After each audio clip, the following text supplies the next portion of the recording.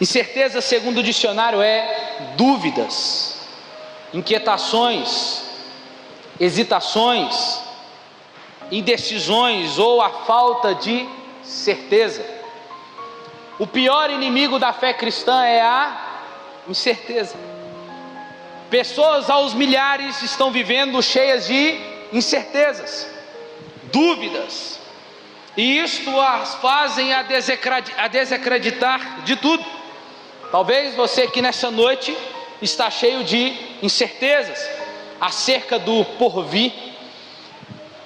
E Paulo escreve aqui uma robusta carta que é Romanos, que serviu como base para Lutero, para ser desvendado os seus olhos. E ele chega ao topo da sua palavra consoladora à igreja de Roma. A fé cristã não é certamente uma fé cega. Nós não subscrevemos o misticismo religioso.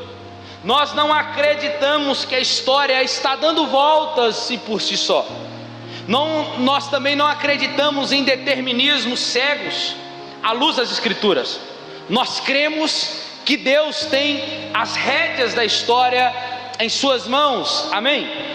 Que Ele é soberano, que Ele governa a obra que Ele mesmo criou, que Ele é poderoso para interferir e intervir naquilo que Ele fez, para que tudo aconteça e concorra para a sua glória e para o bem do seu povo. Irmãos, o que é o homem? Quando eu falo homem, eu falo a humanidade. O que é o humano, o ser humano? Em partes vermelha, melhor dizendo, em partes terra vermelha, como Adão, por ter sido criado pelas mãos do Criador. Mas Salomão diz em Eclesiastes 6,10 assim: seja qualquer o que for, já há muito foi chamado pelo seu nome, sabe-se que é o homem. E quem é ele que pode contender? Será ele mais forte do que aquele que o criou? Apenas homem, apenas ser humano somos nós, nada mais do que isso. O homem é apenas um vapor que aparece por um momento e se esvanece. De fato, uma coisa é certa, que o homem é tolo. E quem pode contender com o seu Criador? Deve o caco se esforçar para quebrar a barra de ferro? Não há esperança para essa contenda. Precisamos entender, ou se sentir absurdo, que somos apenas como uma mosca. Lutamos contra a chama, porque não podemos senão nos queimar de tanta loucura. Não podemos travar uma contenda bem sucedida contra alguém que é tão grande, tão bom, sábio, quanto ao nosso Deus, que é infinitamente glorioso. Não tem como. E precisamos entender isso. Quem nós somos? Somos um poço de incertezas, diante de um Deus que é fato, diante de um Deus que é uma certeza, amém? Amém? Somos pó, diz a Bíblia, somos depravados totalmente, dependentes dele a todo instante, porque temos incertezas de um Deus que é a própria certeza. Dizemos ser cristãos, dizemos ser filhos de Deus, mas ainda assim vivemos diante de tantas incertezas acerca da nossa vida, acerca daquilo que pensamos, daquilo que sonhamos, daquilo que nós almejamos. Vivemos assim a todo instante, a todo momento, mas nós dizemos acreditar nesse Deus que é Criador, que é glorioso, que é sustentador. Esse Deus que é um fato, irmãos, esse Deus que é certeza. Tem algo errado com a gente então, porque não podemos viver muitas das vezes dessa forma desequilibrada, às vezes para lá, para cá, não sabemos uma outra, entendemos uma coisa, que às vezes a nossa fé está lá em cima, às vezes ela vai estar lá embaixo, às vezes dá vontade de você pegar o diabo pelo chifre, você pega ele, mas tem dia que se você não tomar cuidado, quem vai pegar ele, quem vai te pegar é ele. Sabemos disso. Nós precisamos entender isso, irmãos, porque às vezes tem algo de errado com a gente. Nós não podemos viver assim a todo instante, a todo momento, de forma recorrente. Então eu quero tirar aqui 5 lições desse texto para aprendermos a lidar com as incertezas que nos assolam. Nesse texto, Paulo nos traz algo que precisamos. O que? Convicção inabalável. Deus está no controle do universo. Deus está no controle da história, da minha e da sua vida. E Paulo tinha acabado de falar da assistência do Espírito Santo, da intercessão do Espírito Santo. E agora ele começa a tratar desse plano glorioso e perfeito de Deus na nossa vida e na nossa história. E a primeira lição que aprendemos com esse texto que lemos é, primeira lição, confiança inabalável. Ele começa o texto dizendo assim, ó, sabemos. Esse é um termo que vem da matemática. É um termo exato. Obrigado. Não dá para fazermos conjecturas aqui.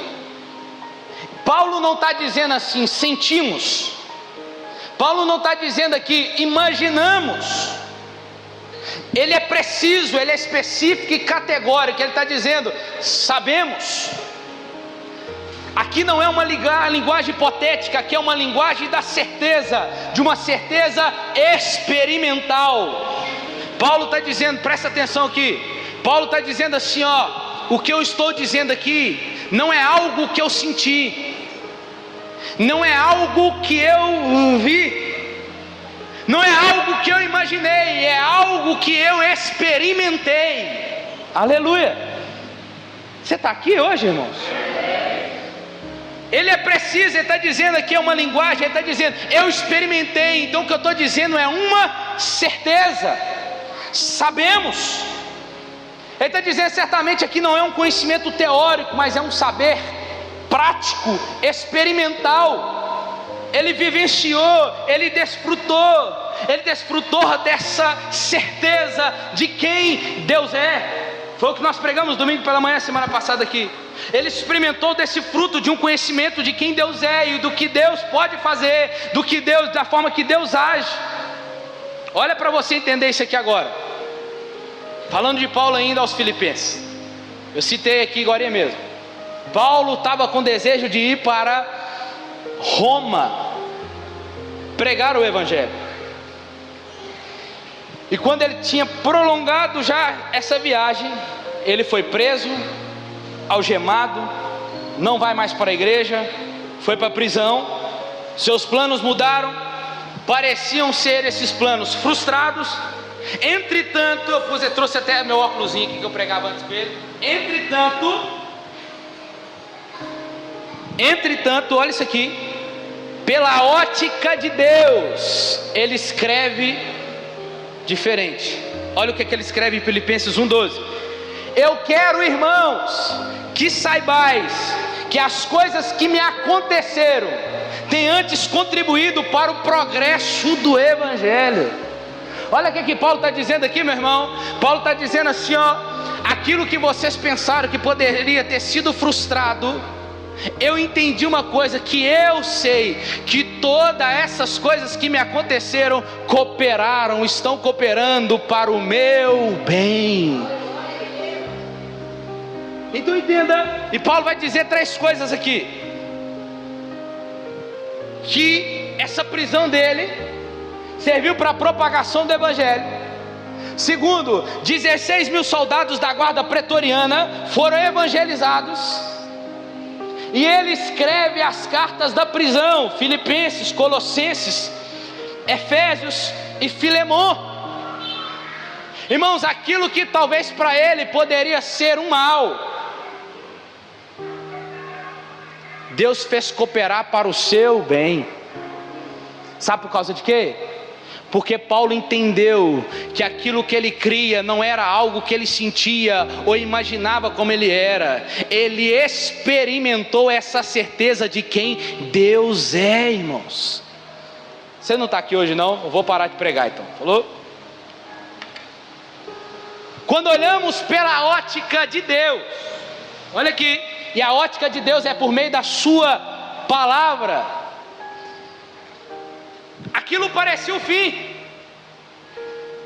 Parecia, mas isso que parecia o fim, ser um fracasso, foi uma retumbante vitória para o apóstolo Paulo. Porque à luz das escrituras em Jó 42, irmãos, diz o quê? Que os planos de Deus não podem ser frustrados. Porque Deus tudo pode. Por quê? Porque Ele tem as rédeas da nossa história. É Deus que certamente sabe o que tem assolado, irmãos, a nós. É Deus que sabe o que tem trazido desgostos, o que tem trazido dores, lágrimas, tantas lutas, prejuízos, que nos fazem às vezes perder ou melhor dizendo, perder o controle. Mas nunca, escute isso aqui, nunca, jamais estar fora do controle do Deus que é soberano, que está sentado no trono e está trabalhando em todo o tempo para o nosso bem. É por isso que sabemos, é algo que é exato, sem sombra de variação. Por que ainda nós não conseguimos dizer sabemos? Porque ainda talvez nós não experimentamos, não vivenciamos isso. José foi preso, foi vendido pelos seus irmãos, depois foi jogado dentro da prisão injustamente, e depois de 22 anos ter sido levado ao Egito, ele aparece como governador do Egito. E a fome no Egito, a fome na casa do pai. Jacó manda os seus filhos subir para pedir pão ao Egito. E Jacó fala uma coisa, e quando chega lá, José faz uma coisa. José entrega os sacos, porque a Bíblia diz que José reconheceu seus irmãos, mas seus irmãos não o reconheceram. José pega os seus irmãos, conversa com eles, mas manda colocar um copo dentro do saco de Benjamim. Quando coloca lá, quando eles estão saindo, José fala assim: soldados, olha os sacos de todos eles. Quando ele olha, acha a taça dentro do copo de Benjamim, mas de forma proposital. Porque José vira para eles e fala assim: vocês só vou soltar Benjamim quando o seu pai vir para cá. Isso é lindo, irmãos. E chega lá, eles contando a história, o que sucedeu. Benjamim está preso. E quando chega lá, olha o que Jacó vai falar. Então Jacó, seu pai, disse-lhe: tenho me desfilhado, tenho me tirado os meus filhos. José já não existe, e não existe Simeão, porque ficou no meio do caminho. E agora a vez de levar Benjamim, o meu outro filho da mulher que eu mais amava, Raquel. E todas essas coisas vieram sobre mim, disse Jacó. Jacó está fazendo o que aqui? Se lamentando. Está triste, mas Jacó vai subir. E quando Jacó sobe, irmãos, a Bíblia diz que José então, ele se apresenta diante dos seus irmãos e chama ele para um banquete. E ele solta uma palavra que está lá em Gênesis capítulo 50, versículo 20. Vós, na verdade, que tentaram contra mim, Deus, porém, o intentou para o bem. Aleluia! Para fazer o que vocês veem nesse dia. O que ele está dizendo aqui, irmãos? Ele está dizendo assim: aquilo que vocês pensaram que ia ser para o meu mal, Deus converteu em bem para mim. Aleluia, irmãos. Por quê? Porque todas as coisas, eu disse o quê? Todas as coisas cooperam para o nosso bem. Quem irá fazer cooperar para o nosso bem? Deus. Deus, irmãos. Deus. E Paulo está onde dizendo isso aqui aos romanos? Paulo está preso no corredor da morte, ele vai ser morto à espada. Mas ele está lá dizendo: eu sei que todas essas coisas estão cooperando para o meu bem. Aleluia, irmãos. Isso é a certeza da nossa fé. É disso que nós precisamos, de uma confiança inabalável, não nas incertezas que esse mundo nos traz, mas numa certeza que está firmado na palavra de Deus. Você está aqui? Já desacostumaram de mim, né, irmãos? Segura aí. Boiou aqui, ó. Segunda lição. Um otimismo que nos mostra aqui que independe de circunstâncias. Sabemos que todas as coisas cooperam para o bem. No grego aqui, a palavra todas as coisas é todas as coisas. A palavra no hebraico para todas as coisas é todas as coisas. O que podemos entender? Paulo não está dizendo aqui algumas coisas. Paulo não está dizendo aqui a maioria das coisas cooperam, não. Paulo não está dizendo assim, poucas coisas cooperam, não. Ele está dizendo o quê? Que todas as coisas cooperam para o bem. E o que podemos entender com isso? Podemos entender que essas coisas estão trabalhando por si mesmo, independente de qualquer coisa, para o nosso bem. Pega um paninho para mim, por favor, minha irmã. Vou secar aqui, fiz bagunça aqui. Escuta aqui. Quem que tem um leme da história? É Deus. Quem está nos conduzindo aos rumos da história? Deus. Quem que levanta e abate reinos? Deus. Quem dá vida e tira vida? Deus. Quem exalta e quem rebaixa? Deus. Quem aplica juízo e exerce misericórdia? Não é você, é Deus. Quem disciplina o seu povo e restaura? É Deus. Quem fez a ferida e cura? Deus. E o conjunto dessa obra toda aqui que eu acabei de dizer, Paulo está dizendo, está cooperando e vai cooperar para o nosso bem. Tudo isso, irmãos, talvez você já ouviu isso aqui em algum sermão meu sobre o silêncio de Deus. E eu falei sobre o sorriso escondido de Deus. Obrigado, minha irmã. Fazendo bagunça aqui, irmão. Aí. Sobre o sorriso escondido de Deus. Está lá no YouTube, depois você assiste lá.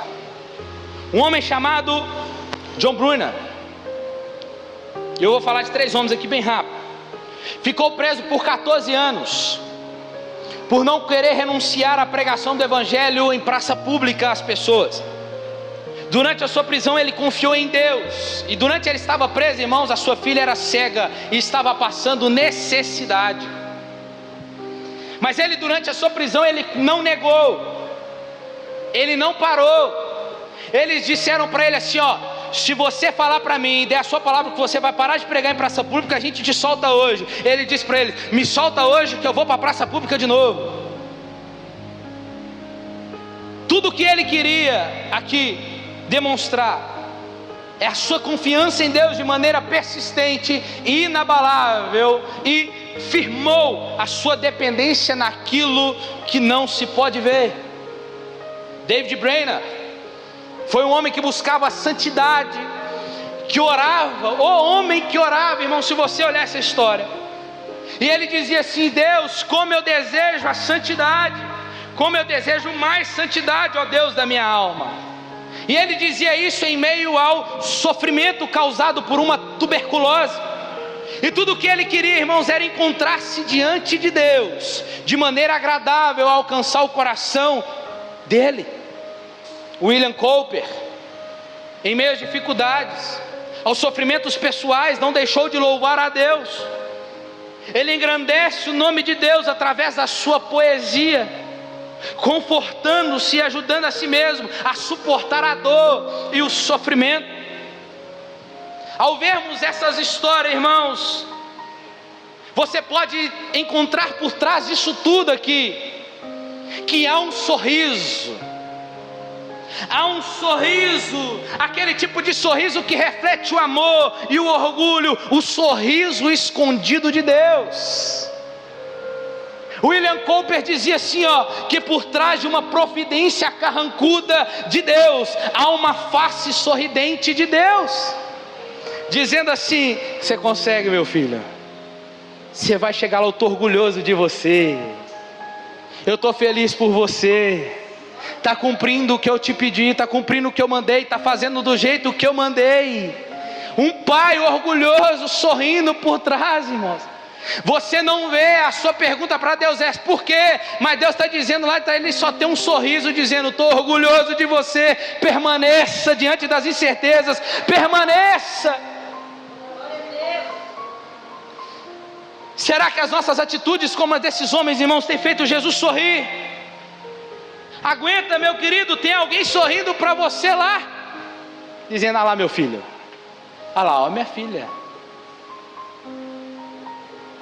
Talvez, irmãos, você olha para o cenário que estamos vivendo hoje, talvez para o seu, diante de tantas incertezas, e aí você sabe, se não sei o que fazer, eu nem sei o que está acontecendo, e aí você olha e fala assim: não tem nada de bom nisso aqui. Que bom que tem aqui, que bem que isso aqui está me fazendo. Tem nada de bom nisso, que bem que isso está me trazendo aqui. Nada. Só que quando nós olhamos na perspectiva humana, irmãos, nós iremos lamentar hoje. Escuta, hoje pessoas morreram de doença, por causa de doença. Outros descobriram uma doença incurável. E outros, em nome de Jesus, que o Senhor guarde a sua vida, a sua casa, a sua família, em nome de Jesus que eu vou dizer aqui.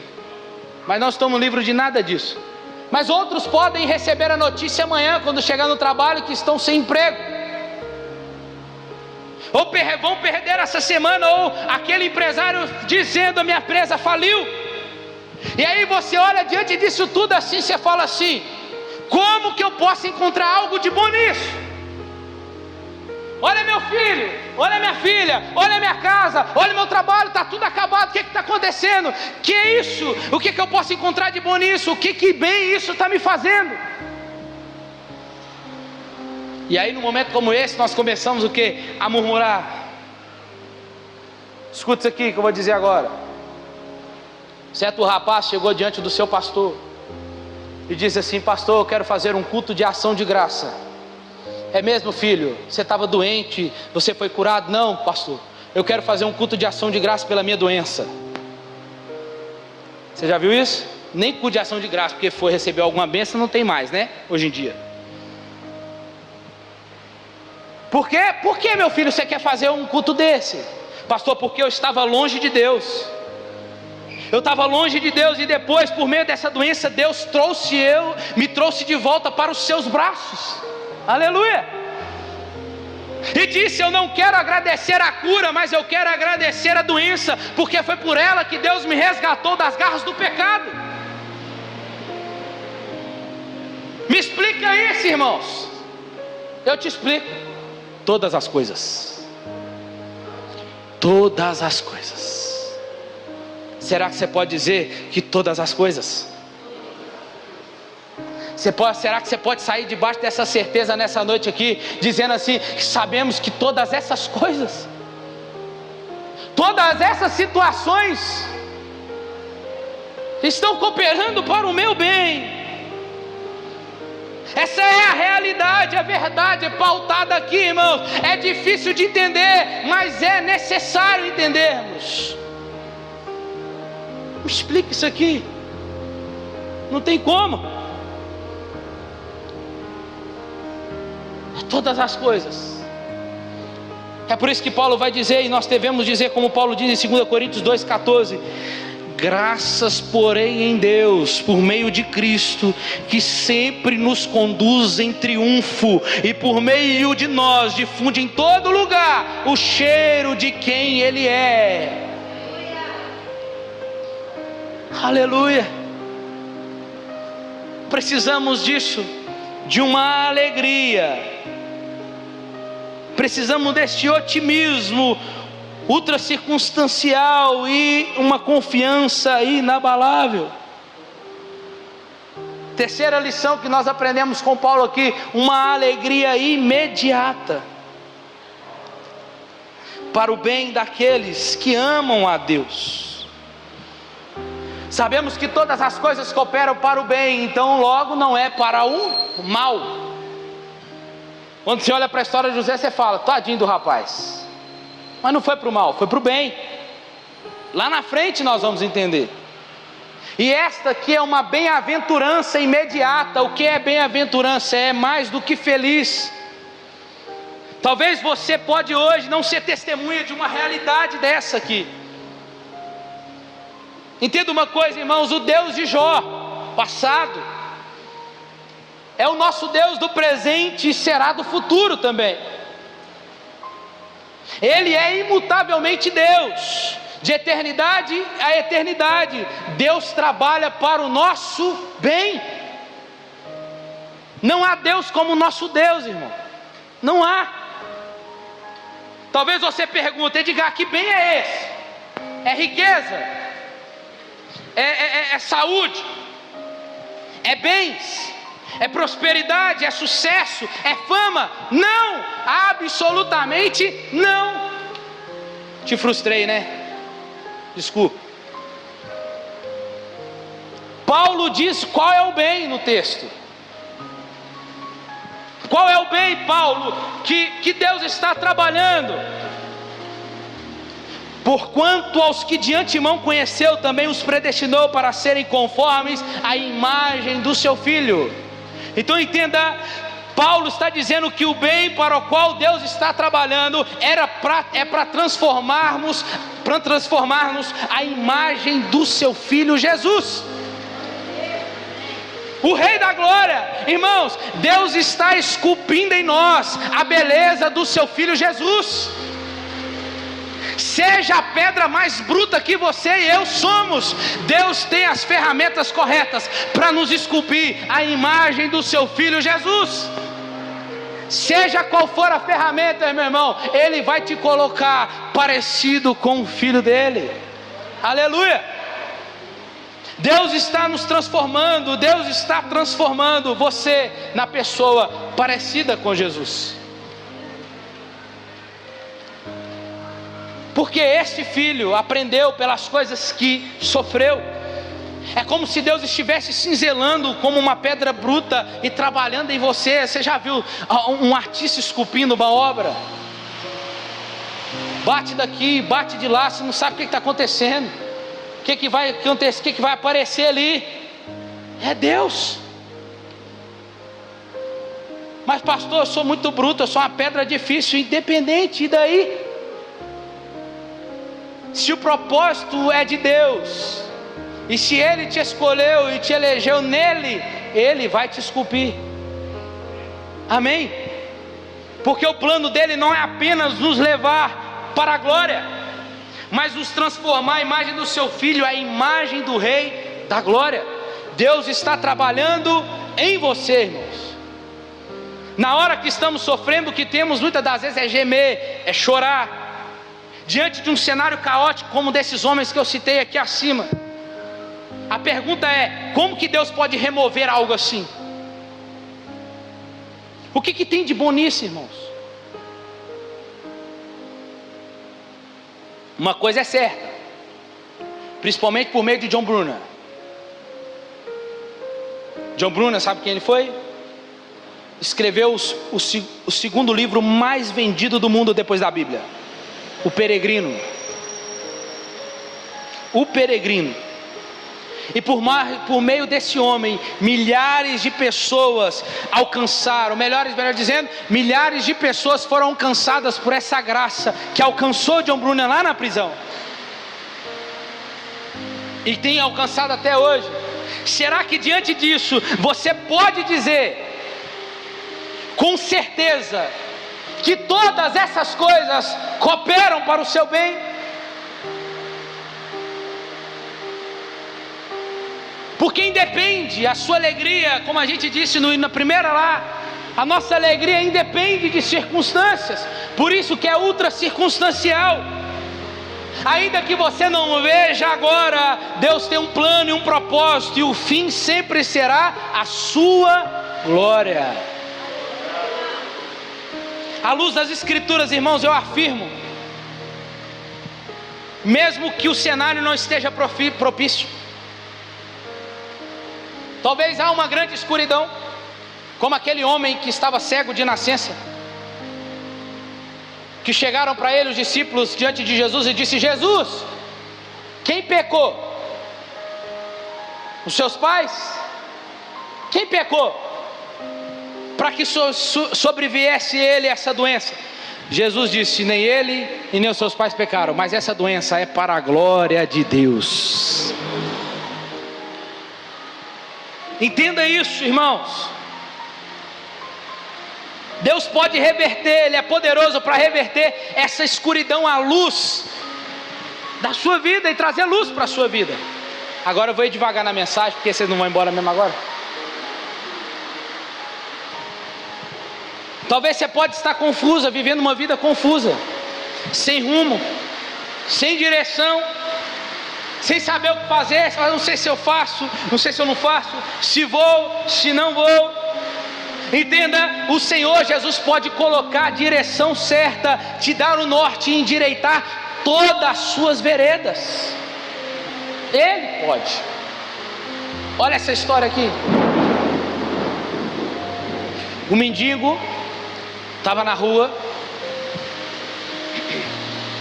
e com um violino desafinado e fazendo barulho. Um homem então da janela do hotel abre e olha lá na frente e vê aquele homem. Ele desce. Quando ele desce, ele pega aquele violino, afina aquele violino, coloca bonitinho e começa a tocar. Começou a tocar e tirar as belíssimas notas, os melhores acordes do violino. Grandes multidões começaram a chegar e foram colocando dinheiro no pote do mendigo, colocando dinheiro. E todos ficaram se perguntando: quem é esse homem que está tocando tão bem? Era Paganini, o maior violinista do mundo, o maior homem da história do violino. Irmãos, escuta aqui, deixa a chuva lá. Escuta isso aqui. Talvez você esteja como esse violino aqui nessa noite, desafinado nas mãos de alguém que não sabe tocar. E esse alguém é você. Esse alguém sou eu e você, que está nas suas próprias mãos. Mas escuta isso aqui nessa noite em nome de Jesus. Jesus é poderoso para pegar a sua vida e afinar as suas cordas e arrancar acordes belíssimos, acordes belíssimos da sua agora e tão turbulenta vida. Ele pode fazer isso. Você está aqui? Vou virar pentecostal agora. E aí você poderá dizer: sabemos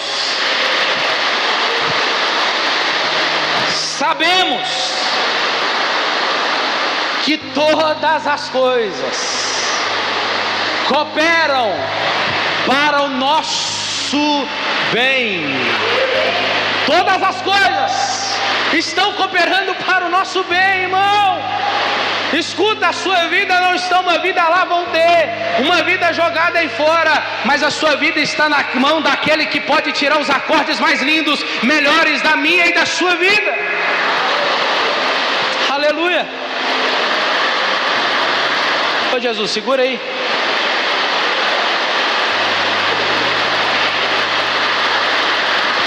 Vocês estão conseguindo me ouvir? Tá? Quarta lição: privilégio que jamais se viu. De quem? Daqueles que amam a Deus. E a pergunta nessa noite para mim e para você é: você ama a Deus? Porque se eu e você amamos a Deus, você precisa entender uma coisa: você foi amado primeiro. Ele nos amou primeiro. E o nosso amor por Deus é apenas um refluxo do amor de Deus por nós. Se você ama a Deus, Deus está trabalhando por você e não contra você. Talvez você não entenda a certeza, essa certeza das Escrituras aqui. Tá bravo, hein? Mas mesmo que você não entenda, Deus está fazendo, irmãos. Deus está se movendo. A palavra diz dele, Deus, Isaías 64:4, que desde a antiguidade ainda não se viu, e nem com os ouvidos se percebeu, um Deus que trabalha. Jesus está dizendo para os discípulos assim, ó: o meu Pai trabalha até hoje, e eu também. Então entenda, meu irmão, Deus está trabalhando ao nosso favor. Amém? Segura aí, irmãos. Logo que eu terminar a mensagem, a chuva vai parar, vai vendo. Ele está trabalhando para o nosso bem. Escute isso aqui agora. Olha essa história aqui. Hoje eu estou bem contador de história. Certo menino andava pela rua com um embrulho nos braços, todo feliz, sorrindo, alegre. E uma pessoa olhando assim para ele, chegou diante dele e falou assim: ô menino, o que você está levando aí nesse embrulho? E o menino falou: por quê? Por que você está tão feliz? O que tem nesse embrulho? Ele disse assim: eu não sei. Ué, mas como que você fica tão feliz, tão alegre, diante de um presente que você nem sabe o que é? Ele disse uma coisa, e o menino respondeu: foi o meu pai que me deu. Ele diz assim: foi o meu pai que me deu, e o meu pai só me dá coisa boa. Aleluia, irmãos. Talvez o que o pai deu não era o que ele esperava, mas o que o pai deu é o que ele precisava. Aleluia. Deus sabe do que nós precisamos, irmãos. Independente do que ele está te dando, saiba que ele não te dá pedra. O diabo sim te dá pedra, porque ele não é pai. Mas Deus é pai, ele tem pão para te dar, ele só tem coisa boa para te dar. Amém? Ainda que você esteja diante de tantas incertezas, não entendendo nada, saiba disso, que o Pai te dá coisas boas. Olha o que diz Tiago 1,17: toda boa dádiva, todo dom perfeito vem do alto, descendo do Pai das luzes, em que não há sombra e nem mudança de variação. Mesmo que a providência carrancuda de Deus, há um sorriso de Deus aberto para você nessa noite, e Ele há de reverter todas essas coisas para o meu e para o seu bem. Amém? Quinta e última lição para nós fecharmos. O plano perfeito, porque é eterno e glorioso. A terceira parte do texto: daqueles que são chamados segundo o seu propósito. O que significa isso? Olha o que Jesus vai dizer em João 6,37: todo o que o Pai me dá virá a mim, e o que vem a mim, de maneira nenhuma lançarei fora. Escute isso aqui: se você é um crente, se você é um filho de Deus, se você ama a Deus, se você foi selado com o Espírito Santo da promessa, se você sabe que é ovelha de Cristo e que pertence à família de Deus, e o seu nome está escrito no livro da vida, é porque Deus escolheu você, é porque Deus te elegeu antes da fundação do mundo, é porque Deus te amou de antemão. Como diz o texto, Ele não só escolheu você, Ele te atraiu com cordas de amor, e ninguém pode separar dessa certeza. Que certeza? Do amor de Deus. O que nos mantém de pé é esse favor, irmãos, é esse amor de Deus para conosco, é dessa certeza que nós precisamos andar, que há um Deus que nos ama, e se Ele nos ama, Ele está nos moldando, Ele está nos esculpindo a todo instante, diante de tribulações, diante de tempestades, diante das incertezas do mundo, porque Ele nos ama. E aí, para a gente concluir, versículo 31. O que diremos, pois, destas coisas? Que coisas? Todas essas coisas que eu acabei de dizer. Se Deus é por nós, quem será contra nós? Aquele que não poupou o seu próprio filho, antes por todos nós o entregou, porventura não nos dará graciosamente como Ele todas as coisas? Quem tentará acusação contra os eleitos de Deus? E quem é Deus quem os justifica? Quem os condenará? É Cristo Jesus que morreu, ou antes quem ressuscitou, o qual está à direita de Deus. E quem pode nos separar dessa certeza? Que certeza? O amor de Deus. Quem pode nos separar disso?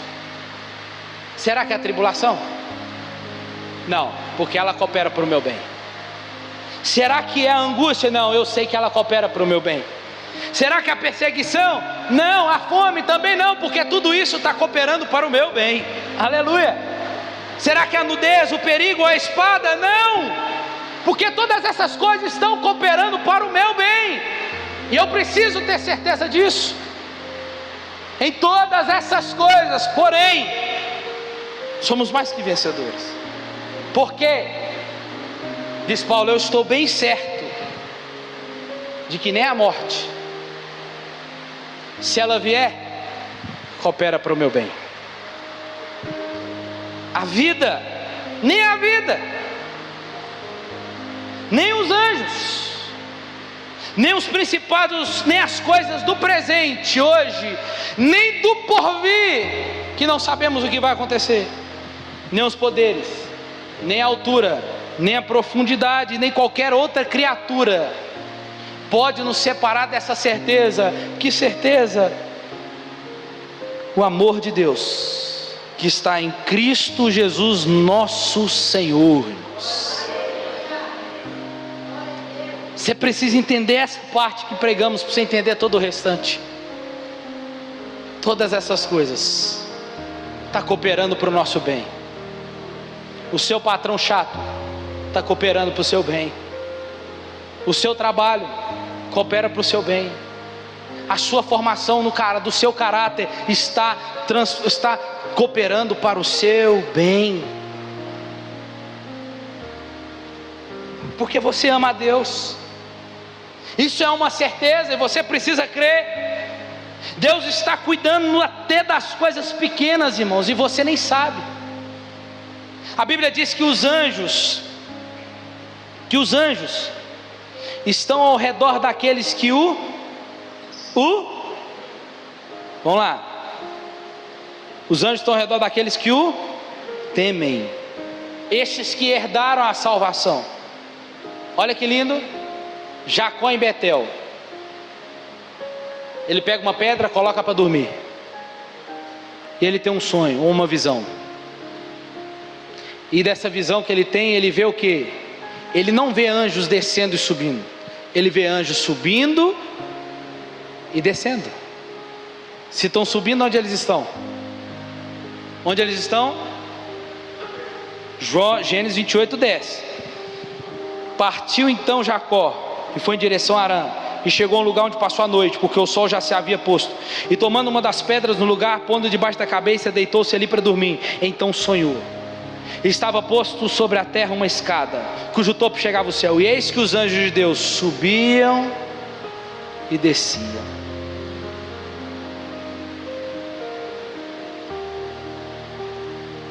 Os anjos desciam, subiam e desciam. Eles já estavam aqui. Eles são valorosos em poder, e eles estão debaixo da ordem de Deus para nos guardar. Para nos guardar. em todo o tempo, irmãos, toda circunstância, a todo momento, até nos pequenos detalhes, os livramentos que eu e você nem eu nem sabemos que tivemos, Deus está convergindo para o nosso bem. Tudo isso, e você e eu não sabemos, talvez nem vimos. Saia daqui afirmando essa passagem no seu coração.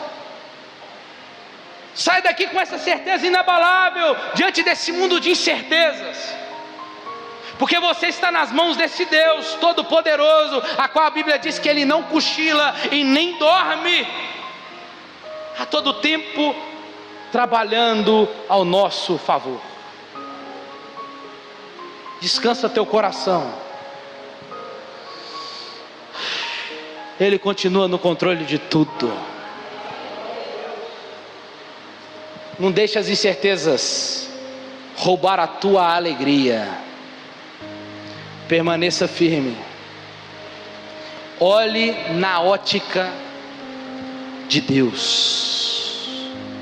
Se você faz assim, você fala assim, né? É ou não é, Will? Olha, assim, não estou vendo nada. Estou vendo aquilo que eu acho que eu estou vendo. Você não, então não era o que eu pensava. Mas com o olhar de Deus, agora eu entendi que pela ótica de Deus, Ele está trabalhando, Ele está movendo, Ele está fazendo. Irmãos, escute isso aqui, Deus não se mostra fazendo, Ele só mostra depois que está feito, pronto. Aleluia. Ele está fazendo, Ele está trabalhando, Ele continua trabalhando até os dias de hoje. Fica de pé no seu lugar.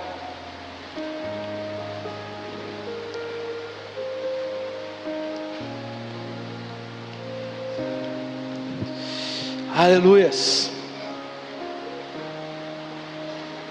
Deus é bom, irmãos.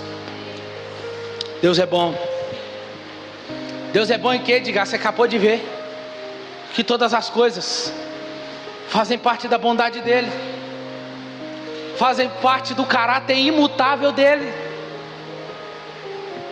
Feche seus olhos nesse momento aí. Fala com o Senhor. Deus, eu estou ciente, Senhor. Eu entendi. Não deixe as incertezas te vencerem, meu irmão. Você tem a certeza da palavra de Deus na sua vida. Feche os seus olhos e fale com o Senhor nesse momento agora.